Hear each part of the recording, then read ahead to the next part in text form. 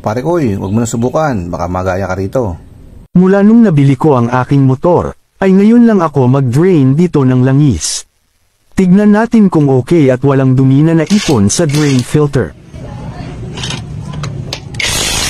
Yun, dali. Ay,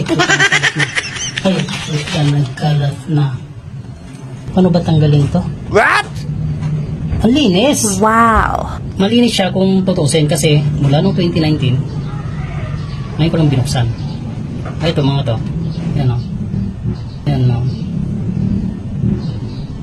Pagkatapos kong linisin ay ibinalik ko na ang drain cap gamit ang impact wrench, panuulin kung ano ang mangyayari.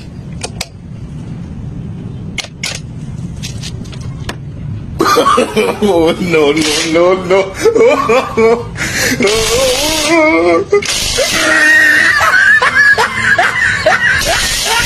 Nasobrahan ko ang naging matalino. Hindi ko alam na ganito kalakas pala to. Sadyang malakas talaga to. Sadyang malakas talaga to. Alak ng tete. First time ko nga magtanggal nito, napasama naman.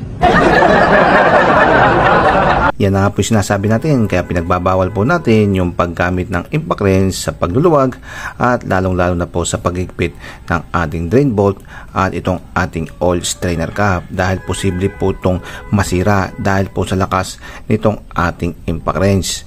Kahit nga po sa pagluluwag mga pare ko kasi pinipitik niya po at napakadelikado po kasi tulad niya pinipitik niya dahil ito po ay alloy lamang ay posible po itong mabasag.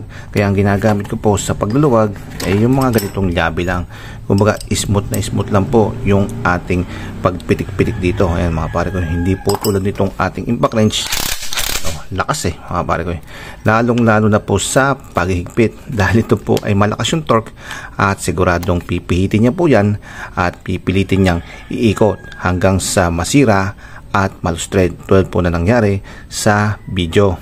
Kung napapanood nyo naman po ating mga video ay hindi po tayo gumagamit ng impact wrench o kahit na anong power tools sa pag-change oil.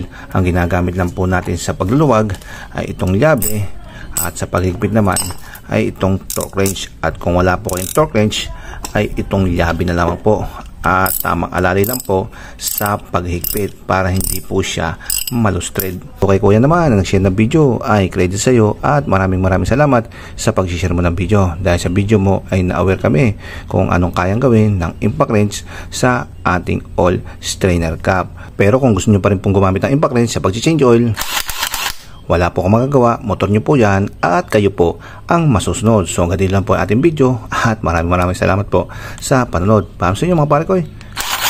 Paalam.